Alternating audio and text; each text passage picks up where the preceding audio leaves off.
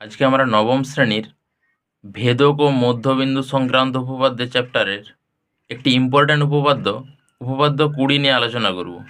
যারা উপপাদ্য মুখস্থ না করে ভালোভাবে বুঝতে চাও তাদের জন্য এই ক্লাসটি খুবই গুরুত্বপূর্ণ হতে চলেছে। উপপাদ্য মুখস্থ না করেও কীভাবে খুব সহজভাবে বোঝা যায় সেটা এই ক্লাসে আমি তোমাদেরকে শিখিয়ে দেব। তো উপপাদ্য 20টা কী বলছে দেখো, কোনো ত্রিভুজের দুটি বাহুর মধ্যবিন্দুদ্বয়ের সংযোজক সরলরেখাংশ তৃতীয় বাহুর সমান্তরাল ও অর্ধেক। তাহলে প্রথমে আমরা একটা ত্রিভুজ এঁকে নেব, যে কোনো দুটি বাহুর মধ্যবিন্দুর সংযোজক সরলরেখাংশ আঁকবো। আমাদেরকে প্রমাণ করতে হবে সেখান থেকে যে সেটা তৃতীয় বাহুর সমান্তরাল হবে এবং অর্ধেক হবে। তোমরা হয়তো প্রায় সকলেই জানো যে উপপাদ্যের আমাদের 4টা হেডিং হয়। প্রথমে প্রদত্ত লিখতে হয়, প্রদত্তটা কি না এই উপপাদ্যের ভাষা থেকে লেখা যাবে, যেটা দেওয়া আছে অ্যাকচুয়ালি। আর এরপর প্রমাণ করতে হবে যে, আর কোনো কোনো উপপাদ্যে আমাদের অঙ্কনের প্রয়োজন হয়, আবার কোনো উপপাদ্যে অঙ্কনের প্রয়োজন হয় না, এবং শেষে প্রমাণ করতে হয়। এবার তাহলে আমরা প্রদত্তটা লিখব। প্রথমে প্রদত্তটা কিন্তু উপপাদ্যের ভাষা থেকে লেখা যাবে, ভালো করে উপপাদ্যটার লেখাটা পড়তে হবে। কোনো ত্রিভুজের দুটি বাহুর মধ্যবিন্দু সংযোগ সরলরেখাংশ। কোনো ত্রিভুজের বলতে ত্রিভুজটার নাম এবিসি, সেটা লিখব যে এবিসি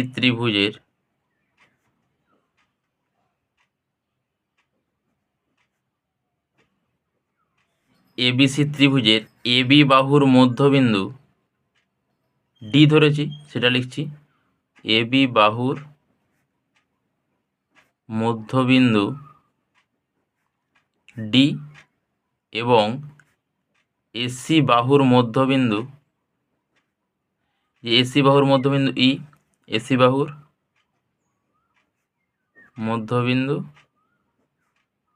ই। আচ্ছা, এটা অবশ্যই আমরা তো মনে করেছি, সেই জন্য ব্র্যাকেটে মনে করে লিখে দিলাম। ঠিক আছে, ডি ও ই যোগ করলাম। এবার প্রমাণ করতে কি হবে, যে দেখো বলেছে এখানে যে মধ্যবিন্দুর সংযোজক সরলরেখাংশ অর্থাৎ এই সরলরেখাংশটা ডিই তৃতীয় বাহু কোনটা, এই দুটো বাহু অলরেডি আমরা ধরে নিয়েছি, তাহলে তৃতীয় বাহু নিশ্চয়ই বিসি। তৃতীয় বাহুর সমান্তরাল অর্থাৎ ডিই সমান্তরাল বিসি, 1 নম্বর প্রমাণ। ও অর্ধেক মানে ডিই সমান হাফ অফ বিসি। তাহলে এটাই আমরা ভাষায় লিখব। প্রমাণ করতে হবে যে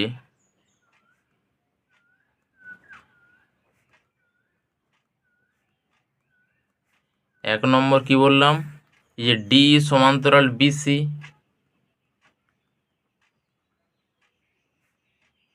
এবং 2 নম্বর ডিই সমান হাফ অফ বিসি। এবার এই উপপাদ্য প্রমাণ করতে গেলে একটা আমাদের অঙ্কন করতে হবে। অঙ্কটা কি করতে হবে, ইডিকে এমনভাবে বর্ধিত করব এফ পর্যন্ত যাতে এই ইডি সমানই এফডি হয়। ঠিক আছে, তাই ভাষায় লিখব আমরা। অঙ্কন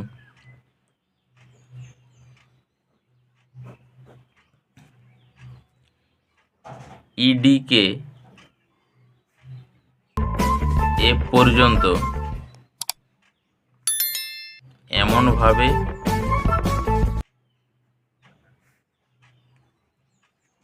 বর্ধিত করলাম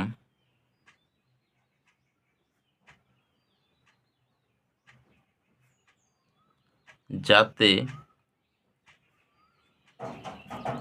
ইডি সমান ডিএফ হয়, এবং শেষে আমরা আবার বিএফ যোগ করব। তাহলে বিএফ যোগ করলাম, লিখে দেবো। এখন আমরা অঙ্কনটা করে নেব।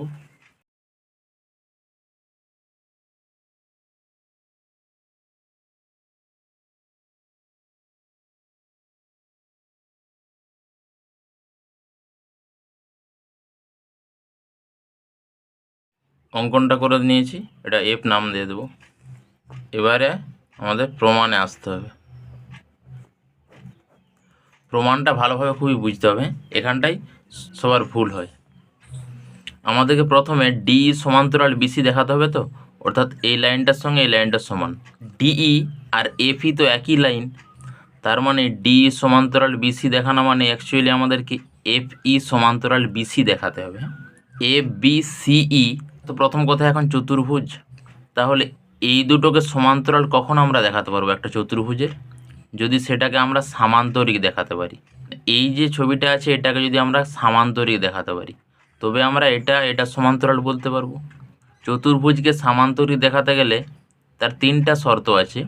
1 নম্বর হচ্ছে তোমার বিপরীত বাহুর দৈর্ঘ্যগুলোকে সমান দেখাতে পারলে তাহলেও সেই চতুর্ভুজটাকে তখন আমরা সামান্তরিক বলবো, কিংবা বিপরীত কোণগুলোকে সমান দেখাতে পারলে সেটাকেও সামান্তরিক বলা যায়। 3 নম্বর যে শর্তটা সেটাই এখানে লাগানো আমাদের সহজ হবে। 3 নম্বর শর্তটা কি না, কোনো একটা চতুর্ভুজের বিপরীত একজোড়া বাহুকে যদি সমান আর সমান্তরাল দেখাতে পারি, মানে বিপরীত একজোড়া বাহুকে যদি কোনো চতুর্ভুজের সমান ও সমান্তরাল দেখাতে পারি, অর্থাৎ ধরো এটার সঙ্গে এটা সমান এবং সমান্তরাল দেখিয়ে দিতে পারলি তাহলে তখন আমরা সামান্তরিক বলে দিতে পারবো। ঠিক আছে, এটাই আমাদের এখানে সম্ভব হবে। এইবার এইটা সমান দেখাতে গেলে আমাদেরকে এই দুটো ত্রিভুজকে সর্বসম দেখাতে হবে।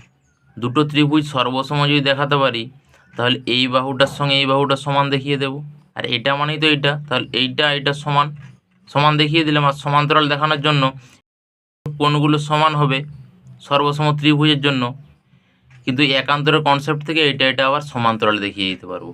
ঠিক আছে, মূল গল্পটা হচ্ছে এটাই আমরা এবারে ভাষায় লিখব।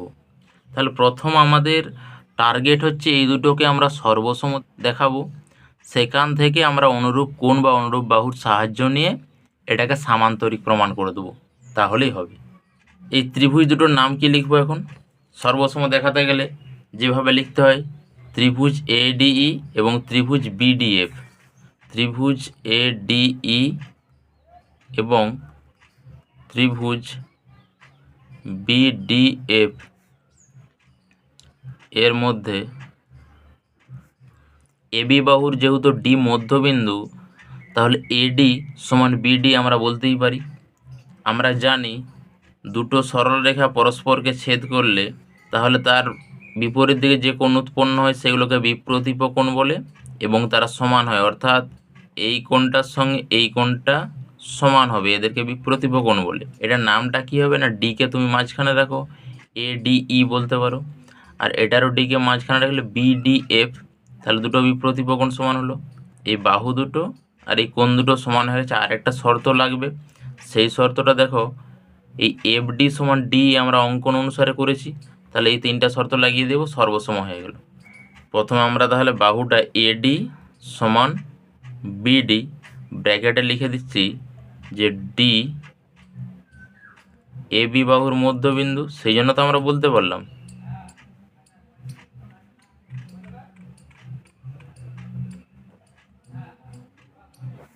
দু নম্বর তাহলে এডিই সমান বিডিএফ, কোণ এডিই সমান কোণ বিডিএফ ব্র্যাকেটে কি কোণ বিপ্রতীপ, সেটা লিখে দিতে হবে।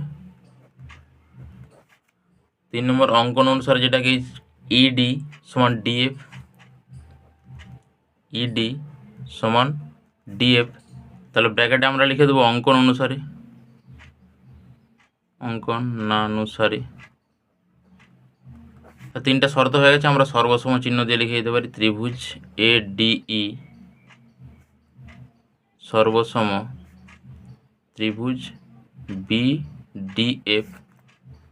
এখন এই দুটো ত্রিভুজ যেহেতু সর্বসম হয়ে গেছে তাহলে বাকি কোণগুলো এবং বাহুগুলো সমান হবে একে অপরের সাথে। এইটার সঙ্গে আমরা বিএফ সমান বলতে পারি, আবার এই সমানই তো ইসি, তাহলে এটার সঙ্গে এটা সমান হলে এটার সঙ্গে নিশ্চয়ই এটা সমান হবে, ইসি সমান বিএফ বলতেই পারি। প্রথমে আমরা এই সমান বিএফ বলছি, এই সমান বিএফ, অতএব দিয়ে আবার এই সমান ইসি জানলাম আমরা, সেখান থেকে অর্থাৎ বিএফ সমান ইসি বলতে পারি আমরা। তাহলে বিএফ সমান ইসি আমরা প্রমাণ করলাম। এবারে যদি এইটা সমান্তরাল দেখাতে পারি তাহলে এটা আমরা সামান্তরিক বলে দিতে পারবো, সেখান থেকে আমাদের প্রমাণটা হয়ে যাবে। এই কোণটা আর এই কোণটা কিন্তু আমাদের সমান হবে, সর্বসম ত্রিভুজের অনুরূপ কোণ। এটার নাম কি হবে না, এ কে মাঝখানে রাখতে হবে, তাহলে DAE। এটার কোণটার নামটা কি হবে, বি কে মাঝখানে রাখতে হবে, তাহলে FBD। DAE কোণ সমান কোণ FBD। তাহলে এই দুটো কোণ আমরা সমান লিখে দিলাম। ক্লাস 8-এ আমরা পড়েছিলাম যে এইরকম একটা যদি ছেদক থাকে আর এই রকম লাইন থাকে, এই দুটো সমান হলে তাদেরকে একান্তর কোণ বলে। তখন এই বাহুটা আর এই বাহুটাকে সমান্তরাল বলা হয়, আর এটাকে ছেদক বা ভেদক বলা হয়। সেই কনসেপ্টটি লাগাবো এখানে। কিন্তু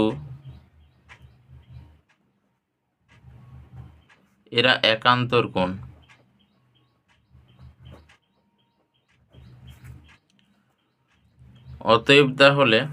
অতএব BF সমান্তরাল এই মানেই হচ্ছে তোমার ইসি। তাহলে BF সমান্তরাল ইসি একবার লিখে দিচ্ছি আমরা। অতএব BF সমান্তরাল ইসি। BCEF চতুর্ভুজের BF সমান্তরাল ইসি পেয়েছি এবং BF সমান ইসি পেয়েছি, তাহলে এটা একটা সামান্তরিক বলে দিতে পারবো। BCEF চতুর্ভুজের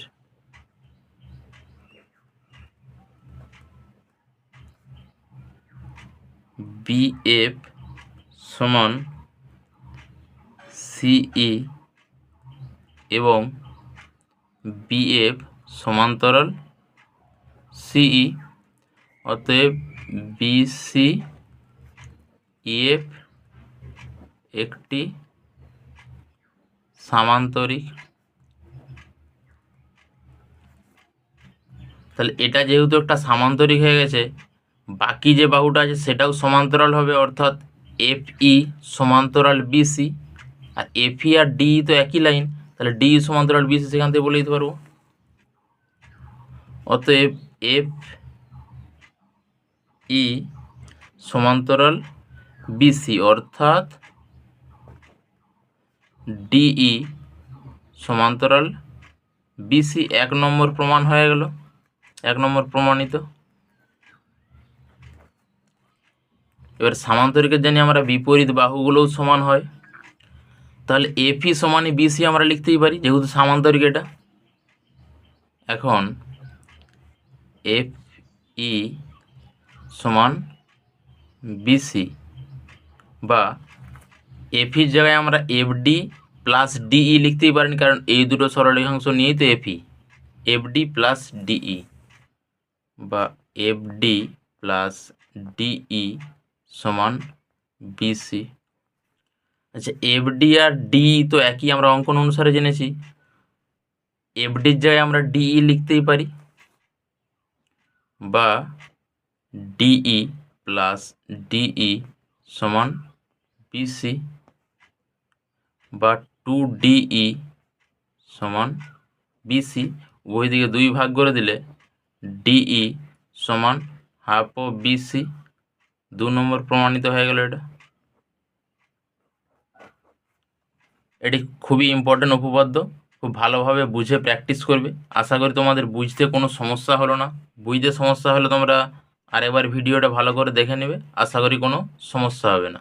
সবসময় উপপাদ্যকে বোঝার চেষ্টা করবে। এই উপপাদ্য 20 ক্লাসটি কেমন লাগলো জানিও, এবং আর কোন কোন চ্যাপ্টার তোমাদের জটিল মনে হয় কমেন্টসে জানিও। আমি সেই ক্লাসগুলো করার চেষ্টা করব। এবং চ্যানেলে নতুন হলে অবশ্যই চ্যানেলটিকে সাবস্ক্রাইব করে রেখে এবং পাশের বেল আইকনটি টিপে রাখো, যাতে আমি ভিডিও আপলোড করার সাথে সাথে তোমাদের কাছে নোটিফিকেশন আকারে পৌঁছে যায়।